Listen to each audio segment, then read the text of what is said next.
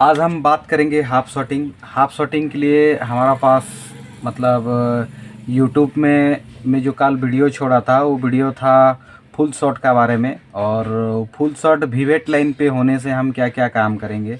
आज बात करेंगे हाफ शॉटिंग। हाफ शॉटिंग में क्या होता है कि ज़्यादातर दिक्कत होता है हाफ शॉटिंग को निकालना। और हाफ शॉटिंग को निकालने का पहले मैं एक चीज़ कंफर्म कर देना चाहता हूँ। कल का जो वीडियो था, कल का वीडियो में फुल शॉट में जो चीज़ हम कर रहे हैं हाफ शॉटिंग में भी उसको हम यूज़ करना भी पड़ेगा। तो किस टाइप का हाफ शॉटिंग कहाँ पे आता है, क्यों आता है, उसको एक बार जानना ज़रूरी है। तो हाफ शॉटिंग को जानने के लिए पहला चीज़ होता है कि मान लीजिए ये हो गया आपका चार्जिंग आईसी,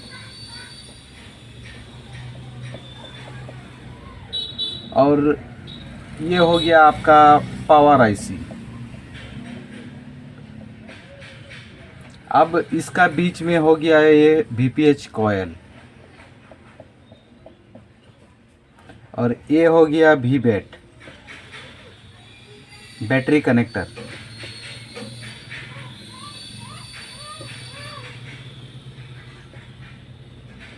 ये हो गया बैटरी कनेक्टर।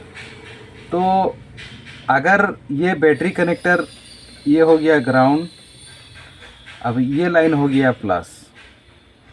जब हम चेक करते हैं यहाँ पे, अगर हमारा मल्टीमीटर में कुल टेस्ट में बी पाया, या तो डीसी पे रीडिंग, डीसी का जो प्लॉट है, बूट केबल है, उसको लगाते ही अगर रीडिंग हाई भाग रहा है, एम्पियर तुरंत ले रहा है, ऑटो एम्पियर ले रहा है, तब हम लोग इसको फुल शॉट मानते हैं। फुल शॉट मानते हैं। अगर हाफ शॉट कब मानेंगे? जब यहाँ पे रिवर्स पे आपका 350, फॉरवर्ड पे 700, या रिवर्स पे 250, फॉरवर्ड पे 500, 600, कुछ भी, मतलब 1000 से नीचे। फॉरवर्ड पे 1000 से नीचे अगर हो जा रहा है, सीधा सा बात है, फॉरवर्ड पे अगर 1000 से नीचे हो जा रहा है तो हम उसको हाफ शॉट मानेंगे। अब हाफ शॉट का रिपेयरिंग के लिए पहले 80 से 90% हमारा हैंड स्किल अच्छा होना चाहिए, ये जानना बहुत ज़रूरी है। तो मैं पहले हाफ शॉट के बारे में थोड़ा सा बता देता हूँ, फिर उसके बाद आगे चैप्टर को बढ़ाएंगे, क्योंकि आज का चैप्टर थोड़ा सा लंबा रहेगा, 20 मिनट से ऊपर रहेगा। तो मान लीजिए कि यहाँ पे जो है हाफ शॉट आया, और रिवर्स पे है 305, और फॉरवर्ड पे है 610। मान लीजिए ये आया, तो ये हाफ शॉट है। अब ये हाफ शॉट कहाँ पे हो सकता है, उसको कैसे जानेंगे? तो पहला बात है, नेक्स्ट वीडियो में भी मैं बताया था, फुल शॉट वाला वीडियो में, कि हमारा कुछ सेक्शन है, इसको मिटा देते हैं। हमारा कुछ सेक्शन है जो कि 3.8 वोल्ट कुछ सेक्शन है। यहाँ पे सेक्शन बना देते हैं, ज़्यादा नहीं, 4 सेक्शन ही बनाते हैं। ये हो गया नेटवर्क, लाइट, और इसको ग्राफिक्स रखते हैं, और ये हो गया वाईफाई। तो मान लीजिए ये सब सेक्शन को ग्राउंड मिल गया। अब ये है पॉजिटिव, 3.8 VPS से आया। अब यहाँ पे शॉटिंग है 302, रिवर्स, फॉरवर्ड है 610, ये हाफ शॉट है। अब हाफ शॉट हम क्या किए कि बोर्ड पे रोजिन लगा लिए। रोजिन लगाने का बाद जब शॉट किलर यूज़ किए, कितना का यूज़ किए ना, 4 वोल्ट 5 एम्पियर। कोई भी जगह में रोजिन लगाने के बाद में मेल्ट नहीं हुआ, रोजिन मेल्ट नहीं हुआ, और कोई भी आईसी हीट नहीं हो रहा है, और सेट डेड है। तो उस कंडीशन में हम क्या करेंगे?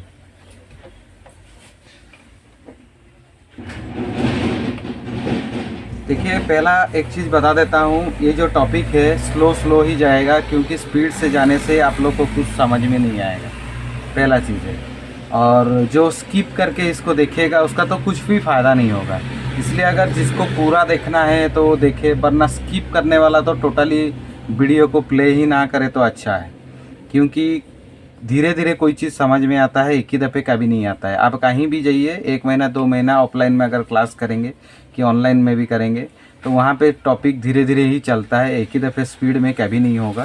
तो इसलिए समझने का कोशिश कीजिए। मैं एक डायग्राम बनाया हूँ और हाफ शॉट का बाद में क्लियर कर रहा हूँ। हमारा जो बैटरी कनेक्टर पर GR डाउन आता है तो हाफ शॉट का प्रॉब्लम रहता है। फुल शॉट तो हम आसानी से हटा देंगे, कहीं भी हीट किया उसको खोल के चेक कर लेंगे, लेकिन हाफ शॉट को कैसे हटाएंगे, तो उसको जानने के लिए मैं एक प्रोसेस बता रहा हूँ। हाफ शॉट को जानने के लिए 2-3 तरीक़ा से हम कैसे काम कर पाएंगे उसको हम क्लियर करेंगे। तो टॉपिक पे डायरेक्ट आते हैं। तो अब ये रीडिंग आ रहा है कूल टेस्ट पे, सेट डेड है, तो हम कैसे काम करेंगे, कहाँ पे प्रॉब्लम है। रोजिन लगा लिए और कहीं भी मेल्ट नहीं हो रहा है।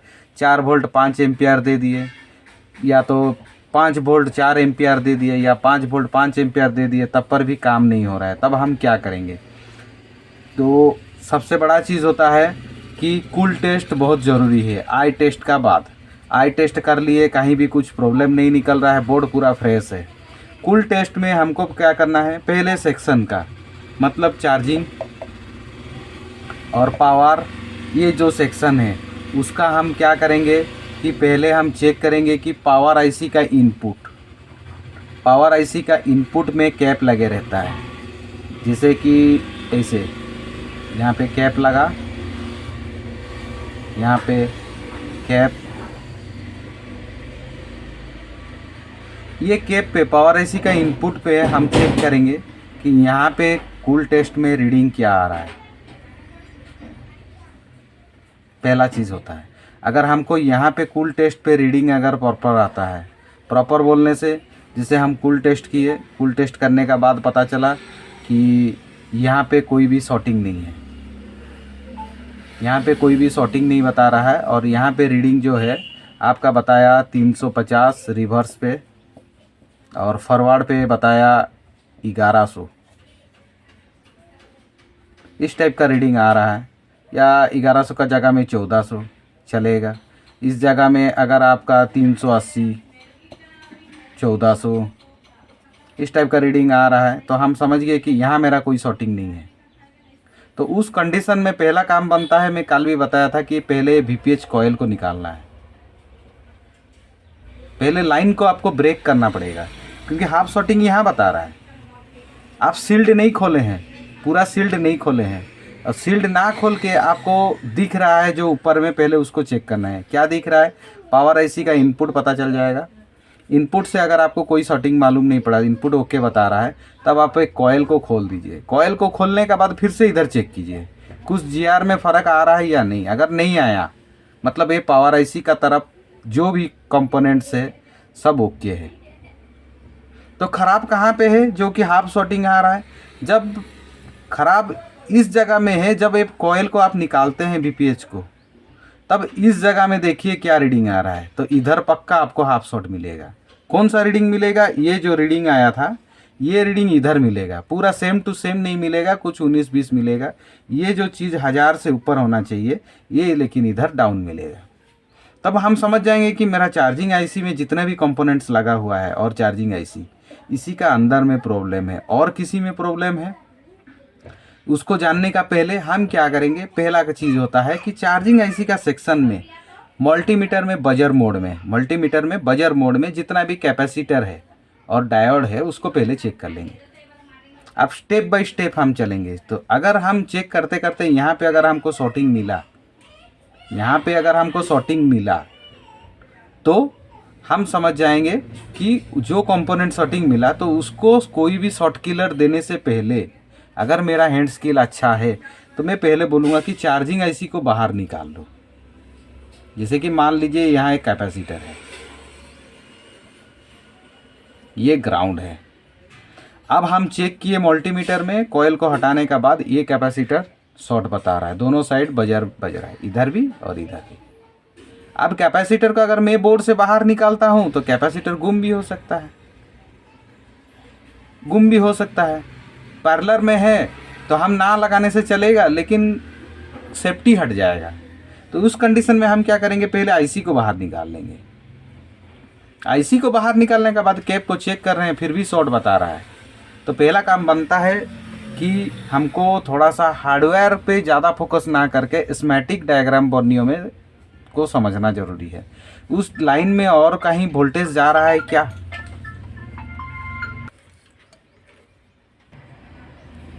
तो अभी हम इस साइड पे टोटली पार नहीं हुए हैं। अभी जो भी है इस साइड पे है, तो इस साइड से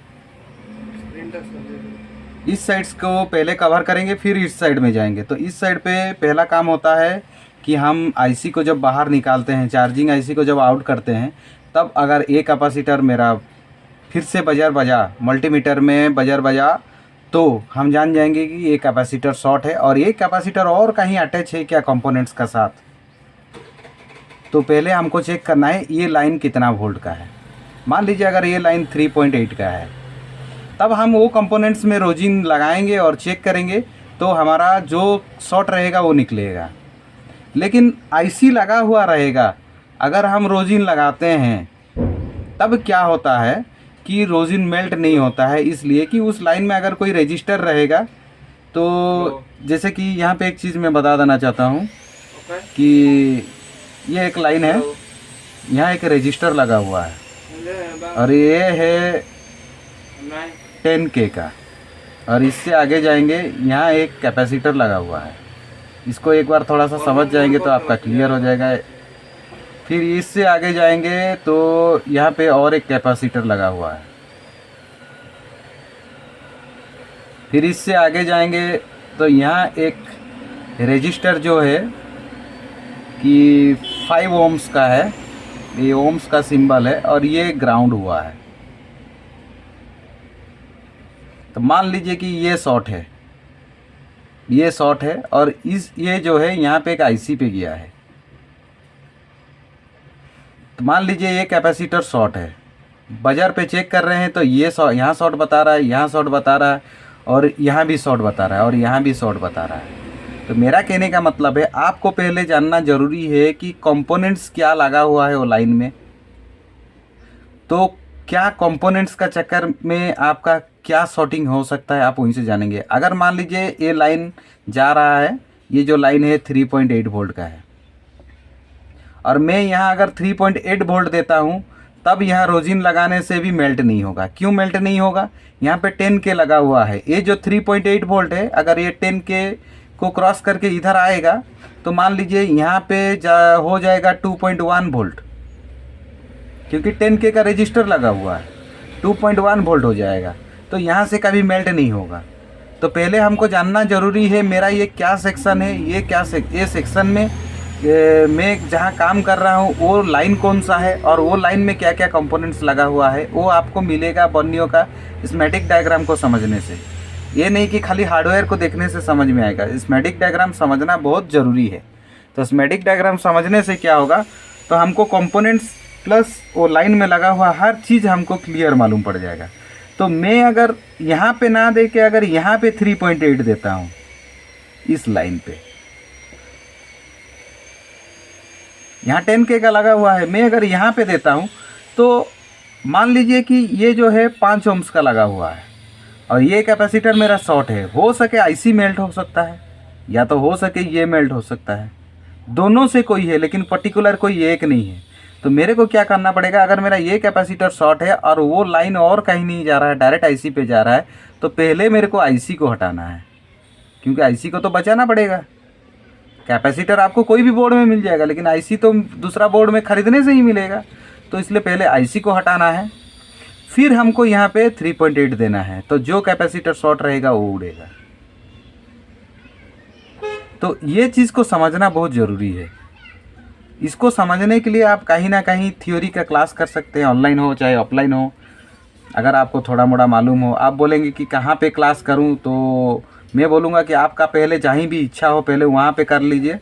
एक बार संतुष्टि मिलने के बाद अगर काम हो रहा है अच्छा तो सही है, नहीं हो रहा है तो आप कमेंट सेक्शन में ज़रूर कमेंट कर सकते हैं, तो मैं उसका बारे में बताऊंगा कि आपको कहाँ पे जाने से किस टाइप का नॉलेज मिलेगा, कम बजट में, ज़्यादा बजट में, कहाँ पे जाने से किस टाइप का नॉलेज मिलेगा, मैं उसका बारे में बता सकता हूँ। तो पहला बात है, जब हम आईसी को बाहर निकालेंगे तब हमारा शॉर्टिंग जो है हट जाएगा, क्योंकि हमको पता चलेगा कि मेरा कैप शॉर्ट है और कैप कोई कंपोनेंट से कनेक्ट नहीं है, तो हम कैप को खाली हटा देंगे, तो बिना रोजिन लगा के मेरा काम बन गया। तो इसको एक बार लगा लेते हैं। ये तो जान गए कि VPH का इस साइड में अगर शॉर्टिंग है और हाफ फुल शॉर्ट या हाफ शॉर्ट कुछ भी है तो हम कैसे करें। अगर मान लीजिए कि हमारा फिर भी यही रीडिंग आ रहा है, यही सेम रीडिंग आ रहा है और VPH कॉइल निकाल के देखें तो हमारा पावर आईसी तरफ शॉर्टिंग बताया, पावर आईसी तरफ शॉर्टिंग बताया। इसको हटा देते हैं तो इधर ओके, इधर ओके हो गया। ओके हो गया मतलब यहाँ का GR भी ओके हो गया। इसको हटाने का बाद, इसको हटाने का बाद अगर यहाँ का GR ओके हो गया तो मेरा इस लाइन में प्रॉब्लम है। अब इस लाइन को चालू होने के लिए क्या चाहिए, 3.8।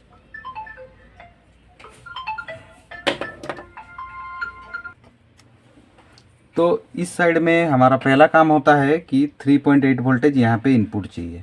किसको चाहिए, 3.8 जो भी सेक्शन को ज़रूरी होगा वो सारे सेक्शन को चाहिए। यहाँ पे देखिए इतना सारा सेक्शन बनाया हूँ मैं, 4 सेक्शन, 4 सेक्शन को 3.8 चाहिए और यहाँ पावर आईसी को चाहिए। पावर आईसी से आउटपुट होता है कहाँ, CPU को। पावर आईसी से जाता है कहाँ, MMC को।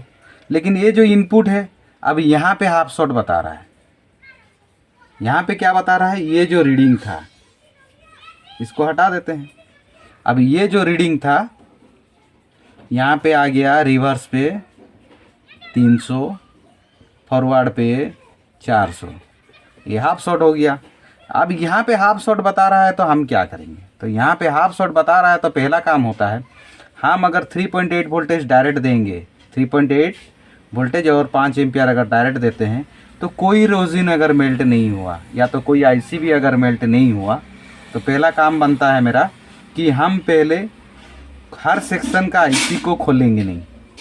पहले क्या करेंगे ना, बजर मोड में मल्टीमीटर से पहले जितना भी कैपेसिटर है जैसे कि पावर आईसी का पास में,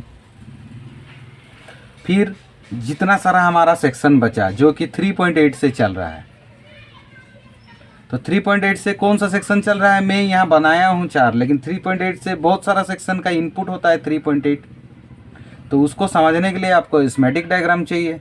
स्कीमेटिक डायग्राम को समझना पड़ेगा कि हर आईसी, कौन सा आईसी में कितना इनपुट चाहिए उसको जानना ज़रूरी है, तब आप समझ पाएंगे।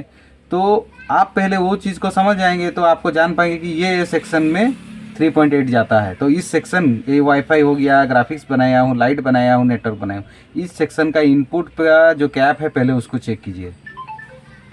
इनपुट का कैप को चेक करने के बाद आपको पता चला कि मेरा ये लाइट और ग्राफिक्स दोनों, ये दोनों सेक्शन में, ये 2 सेक्शन पे, तो हम जब बजर मोड में चेक किए तो यहाँ का कैप शॉर्ट बताया, ये पावर आईसी का इनपुट का कैप शॉर्ट बताया और ये लाइट आईसी का कैप शॉर्ट बताया।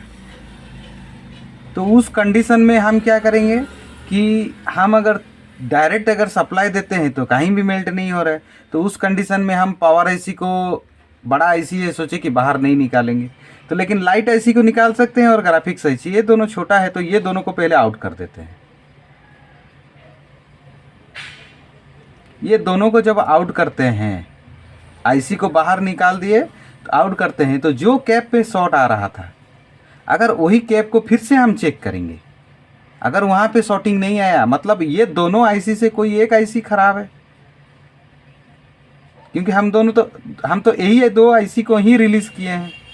अगर फिर से शॉर्टिंग आ रहा है मतलब हमारा पावर आईसी जो है करीबन 4.2 वोल्टेज तक वो ऑब्जर्व कर लेगा। 3.8 इनपुट था लेकिन ये 4.2, 4.5 तक ऑब्जर्व कर लेगा। तो मैं क्या करूँगा, ये 2 कंपोनेंट यहाँ पे आईसी हटा गया, यहाँ पे जो कंपोनेंट्स रहेगा इस पे रोजिन लगाऊंगा, यहाँ पे रोजिन लगाऊंगा, 3.85 वोल्ट दूंगा, तो मेरा जो कंपोनेंट्स रहेगा वो मेल्ट हो जाएगा, लेकिन मेरा आईसी डैमेज नहीं होगा। तो किसी ना किसी हाल में अगर हमको काम करना है तो पहला होता है हैंड स्किल। अगर हमको कस्टमर बोलता है कि हम 100 रुपया में काम करना चाहते हैं, मेरा बजट 500 तक है या 200 तक है या 100 है, तो आप बोलेंगे कि मैं इतना सारा आईसी को निकालूंगा, बैठाऊंगा, रिवॉल्व करूंगा, तो मेरा खर्चा कस्टमर का 500 में मेरा फ़ायदा नहीं होगा, तब आपका लॉस है। आप नहीं बनाएंगे तो दूसरा कोई मिस्त्री बना लेगा। देखिए, हाफ शॉटिंग को समझने के लिए दो तरीका है। आइदर स्कीमेटिक डायग्राम से आपको जाना है या तो थर्मल कैमरा यूज़ करना है। ऐसा कोई डायरेक्ट नहीं है कि आपको घोल के पिला देगा, नहीं इस जगह में शॉटिंग है, वो गलत बात है। इस जगह में शॉटिंग है, रोजिन लगाने से जो हो गया बस हो गया। इसलिए आपको लाइन बाई लाइन चलना है। आज जो मैं बताया चार्जिंग आईसी से, पहला बताया था फुल शॉट होने से, आज बताया हाफ शॉट का रीडिंग आने से चार्जिंग आईसी तरफ से कैसे काम करेंगे। वीपीएच उतारने के बाद ये अलग हो गया, वीपीएच उतारने के बाद ये अलग हो गया। तो दोनों लाइन जब अलग हो जाता है तब हम आसानी से जान पाएंगे कि मेरा कहाँ पे शॉर्ट है। और जहाँ पे शॉर्ट है, पहला काम होता है कि कंपोनेंट्स को चेक करो। कंपोनेंट्स को बाहर निकाल के मत चेक करो, बजर मोड पे मल्टीमीटर में चेक करो। निकालने का बाद आपको क्लियर हो जाएगा कि नहीं मेरा इस सेक्शन में प्रॉब्लम है, उसी सेक्शन का मेन क्या चीज़ है, उसमें क्या लगा हुआ है, उसको अगर आप जान गए तो आईसी को निकाल के आप डायरेक्ट चेक कर सकते हैं। या तो उस सेक्शन में लगा हुआ रजिस्टर हुआ, डायोड हुआ, उसको आप हटा के भी आप चेक कर सकते हैं। ये है चीज़। इससे फिर आगे जाएंगे, मतलब इससे फिर आगे क्या होता है, देखिए फेज बाई फेज चलने से क्या होगा कि चीज़ समझ में आएगा। और एक ही दफ़े समझा देने से आप वीडियो जब तक देखे हैं, याद है 15-20 मिनट, आधा घंटा, 1 घंटा, उतना देरी याद रहेगा और उसका बाद कहानी ख़त्म। और एक चीज़ मैं बोल देना चाहता हूँ कि क्लास लेना बहुत ज़रूरी है। आप कहीं भी, आप यूट्यूब में जितना भी नॉलेज लीजिए, कहीं भी अगर आप क्लास लेते हैं तो आपका फ़ायदा ये होगा कि आप वहाँ पे मन में जो 10 क्वेश्चन रहेगा ना, तो 10 क्वेश्चन को आप पूछेंगे तो वो आपका दूर हो जाएगा। ये हो गया पावर आईसी। हम पावर आईसी से इधर का बात ख़त्म कर दिए। अब पावर आईसी से इधर का बात करेंगे। पावर आईसी से इधर क्या है, ये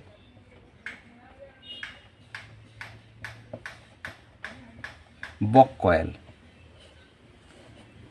और एक बना लेते हैं,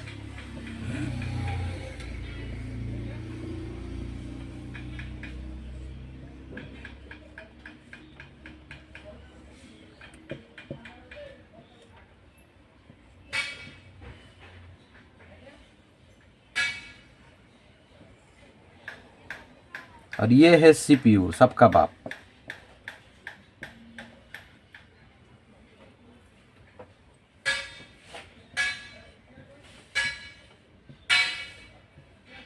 ये हो गया बॉक कॉइल। अब वो जो चैप्टर था अलग था, ये चैप्टर अलग है, चीज़ वही सेम है। आपका काम करने का तरीका भले अलग हो सकता है, लेकिन चीज़ वही सेम है। अब क्या होता है कि हम चेक किए कि ये बॉक कॉइल पे शॉर्ट है, हम चेक किए कि ये बॉक कॉइल पे शॉर्ट आया। अब इसको हटा दिए, अब इसको हम हटा दिए। इसको हटाने का बाद चेक किए मेरा इस साइड में पावर आईसी तरफ में शॉर्टिंग आया है, इस साइड में। तो कौन सा शॉर्ट है, क्योंकि ये डायरेक्ट पावर आईसी से किया है, मतलब पावर आईसी ही शॉर्ट है। ये ख़त्म हो गया। अब हम चेक किए यहाँ पे शॉर्ट है,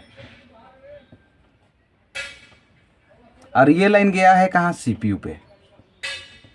आप खुश हो गए कि सीपीयू शॉर्ट है। सीपीयू को जब निकाल दिए, सीपीयू को जब आप निकाल दिए, तब आप यहाँ पे चेक किए तो यहाँ पे शॉर्टिंग नहीं बताया, यहाँ पे शॉर्टिंग नहीं बताया। लेकिन जब सीपीयू फिर से रिवॉल्व करके डाल दिए, फिर से रिवॉल्व करके डाल दिए, तब फिर से शॉर्ट। आपका हिसाब से सीपीयू शॉर्ट है। आप क्या किए कि एक अलग से बोर्ड लिए और वहाँ से सीपीयू खोले और यहाँ डाल दिए, क्योंकि इंसान तो ज़्यादा सियाना होता है, तो वो क्या करता है, पहले ये शॉर्ट है कंफर्म हो गया क्योंकि ये लाइन डायरेक्ट यहाँ पे आया है, बस सीपीयू खोल दिया और तुरंत डाल दिए। डालने के बाद देख रहे हैं नया सीपीयू डालने के बाद वो भी शॉर्ट। अब फंसता है आदमी यहाँ। पहले आपको स्कीमेटिक डायग्राम को समझना चाहिए। अब स्कीमेटिक डायग्राम में है क्या, यहाँ पे कॉइल को बना देते हैं, ये सॉर्टिंग जो लिखा हुआ है उसको हटा देते हैं। पहले लाइन को समझना जरूरी है। अब ये पावर आईसी है, ये पावर आईसी से एक लाइन गया कॉइल पे, कॉइल करंट को बढ़ाया। बक कॉइल का काम होता है करंट को बढ़ाना, तो बढ़ाने का बाद में, और बूस्ट कॉइल का काम होता है वोल्टेज को बूस्ट करना। अगर वहाँ पे 4 वोल्ट है, वहाँ पे अगर 15 वोल्ट चाहिए कि 20 वोल्ट चाहिए तो उसको बूस्ट करना है। इनेबल सिग्नल मिलने पर वो बूस्ट करता है।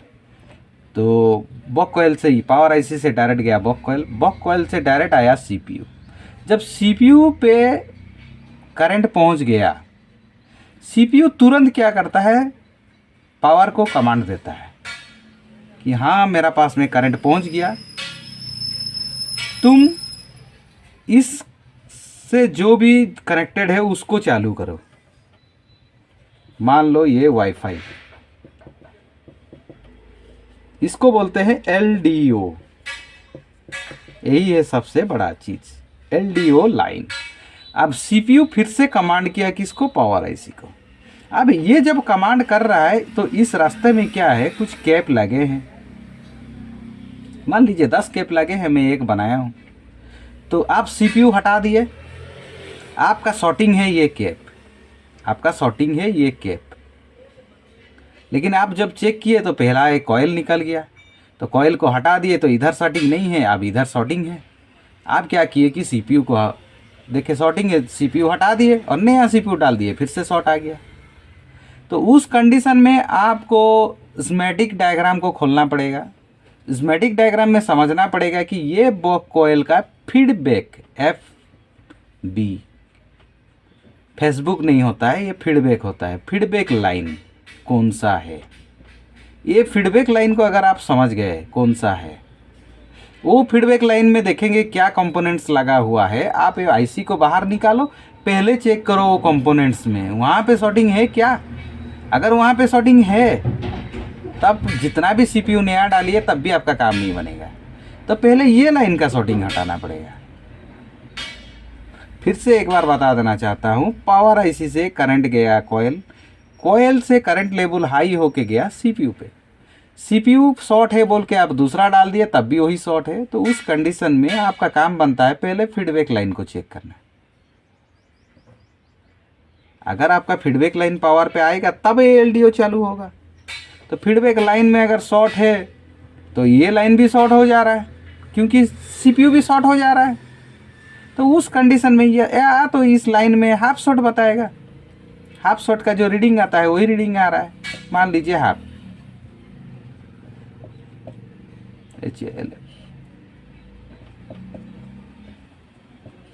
शॉर्ट बताया, अगर ये लाइन में हाफ शॉर्ट बताया ये लाइन में, तो आप जब सीपीयू हटाते हैं तो फिर से वही हाफ शॉर्ट। तब क्या होगा कि हाफ शॉर्ट बताने से आपका मल्टीमीटर में जो वोल्टेज आप चेक करेंगे तो वो अप डाउन होगा, बढ़ेगा घटेगा, बढ़ेगा घटेगा। करंट लेवल हाई होगा डाउन होगा, हाई होगा डाउन होगा।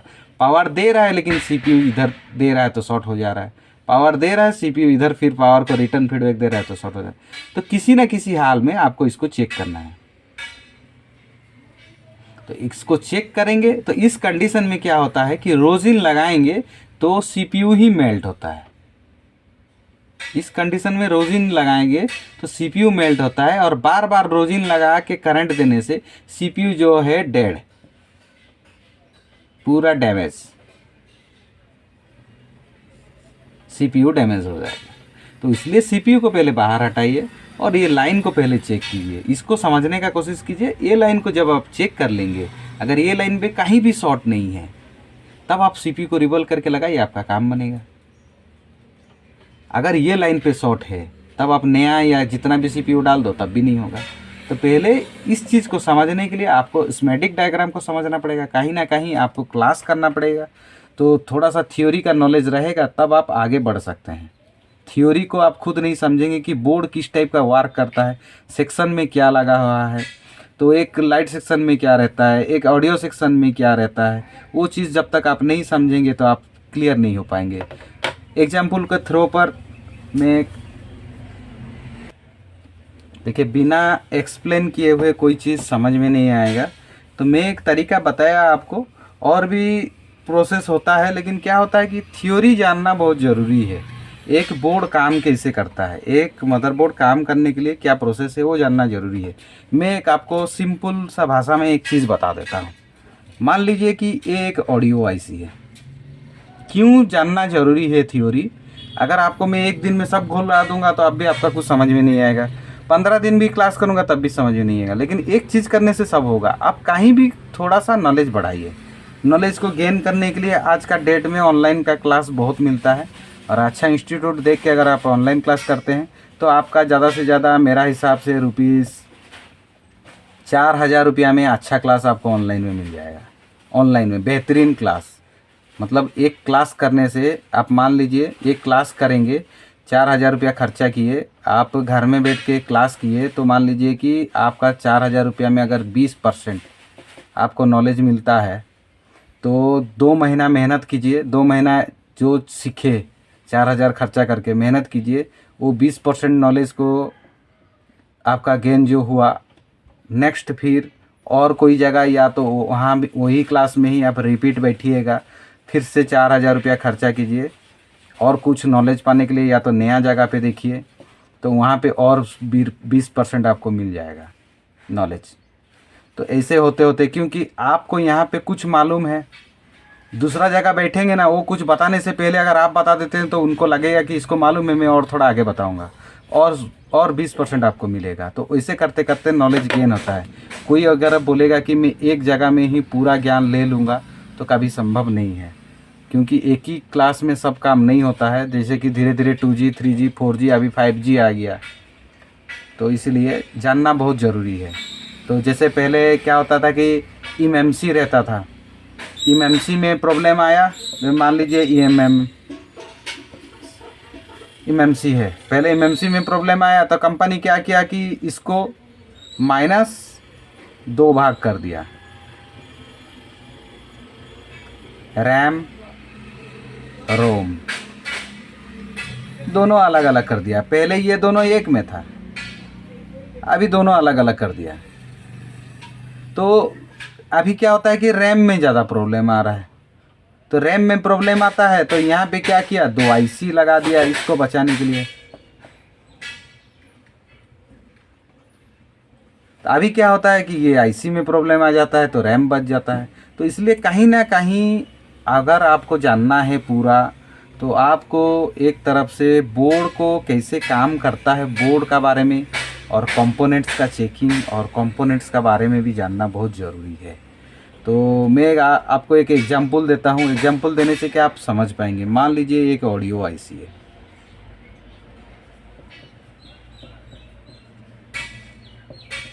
एक ऑडियो आईसी को क्या चाहिए, VPH। एक VPH मिल गया। अब VPH मिला तो एक ऑडियो आईसी काम करने के लिए पहले क्या होता है, जैसे कि मान लीजिए यहाँ पे एक स्पीकर लगा हुआ है। एक स्पीकर में कितना GR आना चाहिए, GR, स्पीकर का टिप हो गया, GR आना चाहिए, आपको जानना ज़रूरी है। और यहाँ से एक 0 ohms का रजिस्टर लगा हुआ है।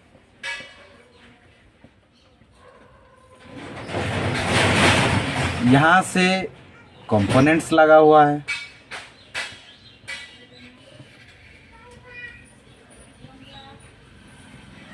फिर क्या हुआ कि ये लाइन डायोड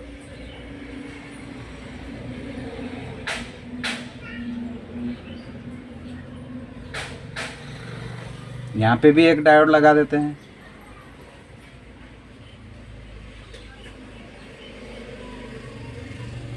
फिर ये यहाँ चला गया। अब कुछ भी कंपोनेंट्स लगा के एक बना सकते हैं जानने के लिए। तो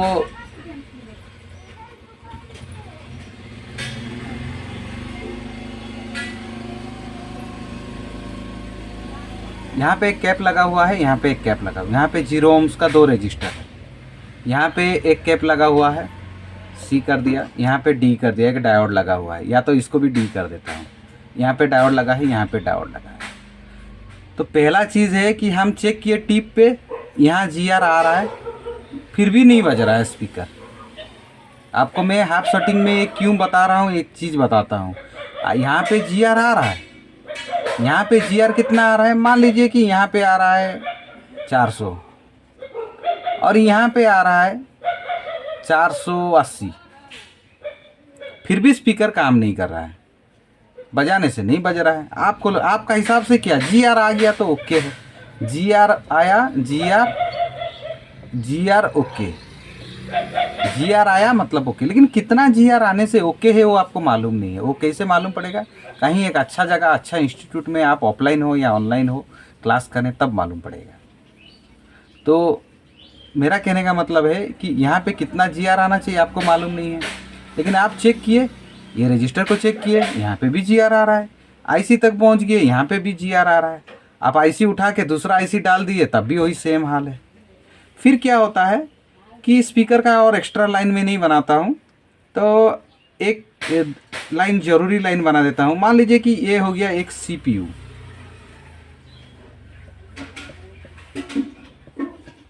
CPU से एक रीसेट का लाइन जाता है, CPU से एक रीसेट का लाइन जाता है।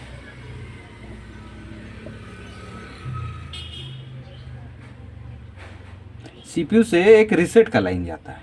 CPU कब रीसेट करेगा?